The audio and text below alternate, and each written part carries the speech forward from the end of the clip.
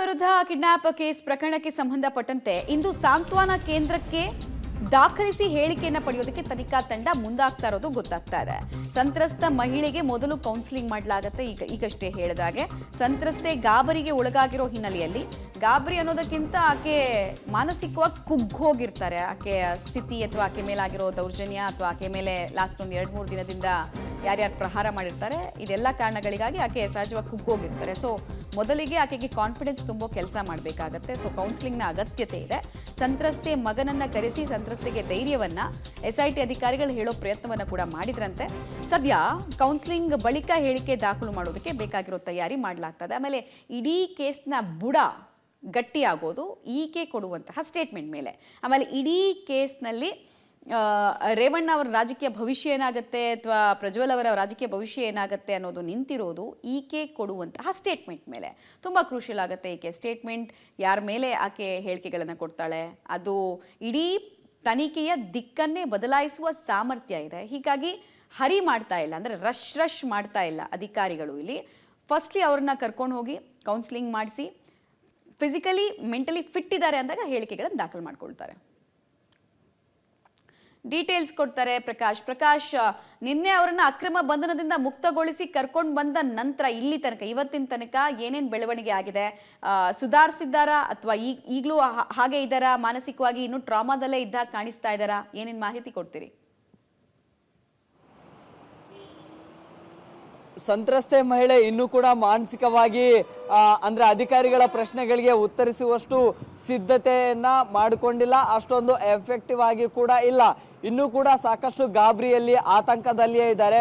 So ಹೀಗಾಗಿ ಅಧಿಕಾರಿಗಳು ಕೇಳುವಂತಹ ಪ್ರಶ್ನೆಗಳಿಗೆ ಅವರು ಉತ್ತರಿಸ್ತಾ ಇಲ್ಲ. ಪ್ರತಿಯೊಂದು ಪ್ರಶ್ನೆಗಳಿಗೂ ಕೂಡ ಕಣ್ಣೀರನ್ನ ಹಾಕ್ತಾ ಇದ್ದಾರೆ. ಸೊ ಹೀಗಾಗಿ ಅಧಿಕಾರಿಗಳಿಗೆ ಒಂದ್ ರೀತಿಯಲ್ಲಿ ಅವರಿಂದ ಏನೆಲ್ಲ ಘಟನೆ ಆಯ್ತು, ಏನೆಲ್ಲ ಬೆಳವಣಿಗೆಗಳಾಯ್ತು ಅನ್ನುವಂಥದ್ದು ಒಂದು ಸ್ಪಷ್ಟನೆ ಅಧಿಕಾರಿಗಳಿಗೂ ಕೂಡ ಸಿಗ್ತಾ ಇಲ್ಲ. ನಿನ್ನೆ ಸಂಜೆ ಏನು ಕರ್ಕೊಂಡು ಬಂದ ನಂತರ ಇನ್ನು ಮಹಿಳಾ ಅಧಿಕಾರಿಗಳು ಕೂಡ ಸಾಕಷ್ಟು ಆಯಾಮಗಳಲ್ಲಿ ಪ್ರಶ್ನೆಗಳನ್ನ ಕೇಳ್ತಾರೆ, ಆದ್ರೆ ಸರಿಯಾಗಿ ಸ್ಪಂದಿಸ್ತಾ ಇರಲಿಲ್ಲ. ಸೊ ಹೀಗಾಗಿ ನಿನ್ನೆ ರಾತ್ರಿ ಕೂಡ ನೇರವಾಗಿ CID ಕಚೇರಿಗೆ ಕರ್ಕೊಂಡು ಬಂದು ಒಂದಿಷ್ಟು ತನಿಖೆಗೆ ಒಳಪಡಿಸ್ತಾರೆ. ಆಗ್ಲೂ ಕೂಡ ಅಧಿಕಾರಿಗಳಿಗೆ ಸರಿಯಾಗಿ ಸ್ಪಂದಿಸ್ತಾ ಇರಲಿಲ್ಲ, ಕಣ್ಣೀರನ್ನ ಹಾಕ್ತಾ ಇದ್ರು. ಸೊ ಆನಂತರ ಮತ್ತೆ ಬೆಳಿಗ್ಗೆ ವಿಚಾರಣೆಗೆ ಕರೆದ್ರೆ ಆಯ್ತು ಅನ್ನುವಂತಹ ಒಂದು ನಿರ್ಣಾಯಕ ಅಧಿಕಾರಿಗಳು ಕೂಡ ಬರ್ತಾರೆ. ಸೊ ಹಾಗಾಗಿ ಮಹಿಳಾ ಸಾಂತ್ವನ ಕೇಂದ್ರಕ್ಕೆ ನಿನ್ನೆ ರಾತ್ರಿಯೇ ಅಧಿಕಾರಿಗಳು ಬಿಟ್ಟು ಬರ್ತಾರೆ. ಸೊ ಇವತ್ತು ಇಡೀ ದಿನ ಆ ಸಂತ್ರಸ್ತೆ ಮಹಿಳೆಯ ವಿಚಾರಣೆ ಆಗುತ್ತೆ. ಸೊ ಮುಕ್ತವಾಗಿ ಯಾವ್ದೆಲ್ಲ ಘಟನೆಗಳಾಯ್ತು, ಏನೆಲ್ಲ ಆಯ್ತು, ಎಷ್ಟು ದಿನಗಳಿಂದ ಈ ಒಂದು ದೌರ್ಜನ್ಯಕ್ಕೆ ಒಳಗಾಗಿದ್ರು ಅನ್ನುವಂಥದ್ದು ಮುಕ್ತವಾಗಿ ಏನಾದ್ರೂ ಹೇಳಿದ್ರೆ ಮಧ್ಯಾಹ್ನ ತನಕಲೂ ಕೂಡ ಈ ವಿಚಾರಣೆ ಒಂದು ಹಂತಕ್ಕೆ ಬರುತ್ತೆ. ಸೊ ಈ ಒಂದು ಸಂತ್ರಸ್ತ ಮಹಿಳೆ ಏನೆಲ್ಲ ಹೇಳಿಕೆಗಳನ್ನ ಕೊಡ್ತಾರೆ, ಆ ಹೇಳಿಕೆಗಳ ಮೇಲೆ ಈ ಒಂದು ತನಿಖೆಯ ಭವಿಷ್ಯ ನಿಂತುಕೊಳ್ಳುತ್ತೆ.